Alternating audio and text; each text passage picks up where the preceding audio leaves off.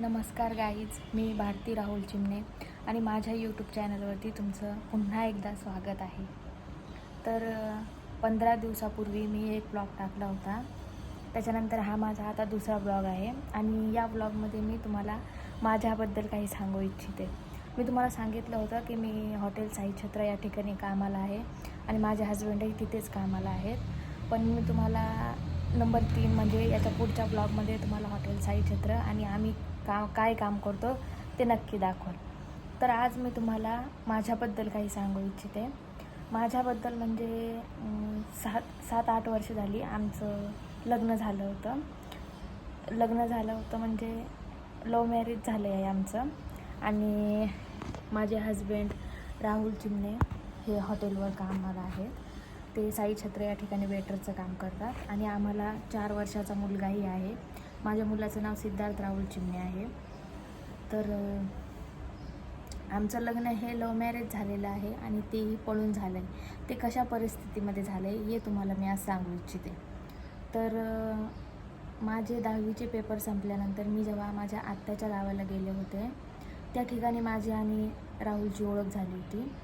तर माझ्या आत्याच्या इथं जारचा प्लॅन्ट होता, त्या ठिकाणी ते कामाला होते. म्हणजे ओळख म्हणजे जास्त काही नाही, आमची फ्रेंडशिपच झाली होती. पण त्यानंतर मी घरी आले आणि 10वीचा रिझल्ट वगैरे लागला. त्यानंतर माझ्या भावाकडे त्याचा नंबर होता. माझ्या बहिणीच्या लग्नामध्येही तो आला होता.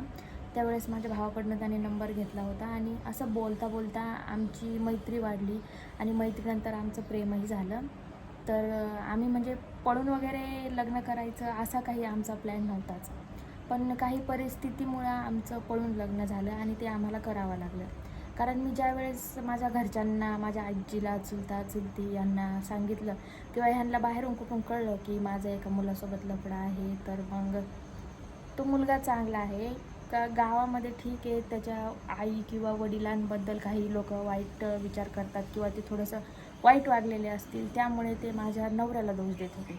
आणि त्याच्यामुळं आणि एक म्हणजे आम्ही माळी समाज आणि राहुलचा समाज म्हणजे मराठा, तर ते दुसऱ्या समाजाच्या मध्ये मुलगी द्यायची नव्हती, त्यामुळे माझं लग्न त्याच्याशी करून देत नव्हते. पण ज्यावेळेस त्यांना कळलं की मी त्याच्यासोबत बोलते आणि मला तो आवडतो, तर मीही घरच्यांना सांगितलं होतं. तर त्यांनी माझं लग्न दुसरीकडे लावून द्यायचं ठरवलं होतं. त्यामुळे आम्हाला पळून यावं लागलं आणि आम्ही पळून आलो. तर तुम्ही बघू शकता गाईज, माझे रील्स बघू शकता किंवा तुम्ही बघता यूट्यूबवर माझे ब्लॉग बघता, रील्स बघता, माझा मुलगा बघता, तर तुम्हालाही कळेल की मी या ठिकाणी किती खुश आहे. म्हणजे मला फक्त एवढंच सांगायचं आहे की आजकाल ज्या मुली लव्ह मॅरेज करतात त्या सगळ्याच खरं नसतं किंवा आईवडील जे बोलतात तेही खरं असतं की त्या ठिकाणी त्यांची मुलगी खुश राहिली पाहिजे, तिला काही त्रास व्हायला नको किंवा मुलगा धोका देतो का, सोडून देतो का. आता भरपूर ठिकाणी असं चाललेलं आहे की पैशावाल्यांच्या घरामध्ये तुम्ही मुली देता आणि कोणी त्यांना जाळून टाकते, मारून टाकते असं.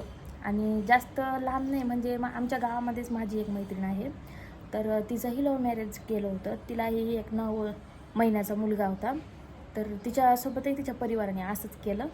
पण मग प्रत्येक ठिकाणी प्रत्येक मुलगा असा नसतो किंवा प्रत्येकाच्या घरचे असे नसतात.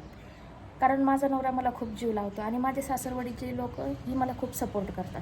माझी सासू सासरा, माझा दीर, माझ्या नंदा या सगळ्या पण खूप चांगल्या आहेत. आणि माझ्या परिवारामधले म्हणजे माझ्या माहेरकडचे लोक अजूनही माझ्याशी कोणी बोलत नाही. तर मी माझ्या भावाला वगैरे फोन लावला किंवा मग मी माझ्या मामींला वगैरे फोन लावला किंवा मग म्हणजे कसं फोन तर लावत नाही, नंबर तर वगैरे काही नाही आहे, पण इंस्टावर फेसबुकवर असा जर काही कॉल वगैरे आला, व्हिडिओ कॉल, तर मी जर त्यांना बोलले की मला माझ्या आजीशी बोलायचं आहे. आणि घरामध्ये म्हणजे खूप वर्षांपूर्वी मी लहान होते त्यावेळेस आमच्या घरामध्ये काहीतरी वाद झाले होते, त्यामुळे माझी आई घरामधून निघून गेली होती. आणि त्यामुळे आम्हाला लहानपणापासून आईचंही प्रेम काय भेटलेलं नाही आहे. जे काय आमच्यासाठी केलं ते सगळं आमच्या आजीने आणि माझ्या वडिलांनीच केलं होतं. तर मी पळून आले या गोष्टीनं ते खूप दुःखी आहेत, अजूनही दुःखी असतील. मला एकच सांगायचं आहे की तुम्ही जरी तुमच्या मनाने माझं लग्न करून दिलं असतं तर तुम्ही काय हेतूने लग्न करून देणार होते की मी त्या ठिकाणी खुश राहावी, मी त्या ठिकाणी व्यवस्थित राहावी, मला जीव लावावा. तर या ठिकाणी मी खूप खुश आहे आणि मला पण माझे घरचे सगळे जीव लावतात. आणि मला तिच्याशी बोलायचं आहे, माझ्या आजीसोबत मला बोलायचं आहे एकदा. माझा भाऊ पण त्याला फोन लावला मी 2-3 वेळेस, तर तो फोन काय उचलत नाही आणि मॅसेजवर म्हणतो की जिथे आहे तिथं खुश राहा. मग तो माझ्याशी बोलतो, माझे मामा मामी बोलतात, माझे चुलता चुलती बोलतात, पण मला आजीशी बोलू देत नाही, सगळे चोरून बोलतात. तर मला एकच सांगायचं आहे की मला फक्त एकदा माझ्या आजीशी बोलायचं आहे आणि हा व्हिडिओ माझ्या आजीपर्यंत तरी जावा, इतका तुम्ही शेअर करा, लाईक करा आणि सबस्क्राईब करा. मला एकदा फक्त माझ्या आजीशी बोलायचं आहे आणि मला एवढंच सांगायचं आहे की जे खरं प्रेम करतात आणि पळून जातात राहतात, त्याच्या घरच्यांचा त्यांना सपोर्ट पण असतो, तर अशा ठिकाणी सगळ्याच मुलींना त्रास होतो असं नाही आहे. गरीब असले तरी, हातावरचे असले तरी तिथं मुलगी आपली खुश राहू शकते आणि मी स्वतः या ठिकाणी खुश आहे, एवढंच मला सांगायचं आहे. तर मित्रांनो, हा व्हिडिओ माझ्या आजीपर्यंत पोहोचेल इतका तरी शेअर करा आणि धन्यवाद तुमचा की तुम्ही माझा हा व्लॉग बघताय आणि मला असं वाटतं की तुम्ही हा व्लॉग शेअर करताल आणि माझ्या आजीपर्यंत नक्कीच हा मेसेज जाईल.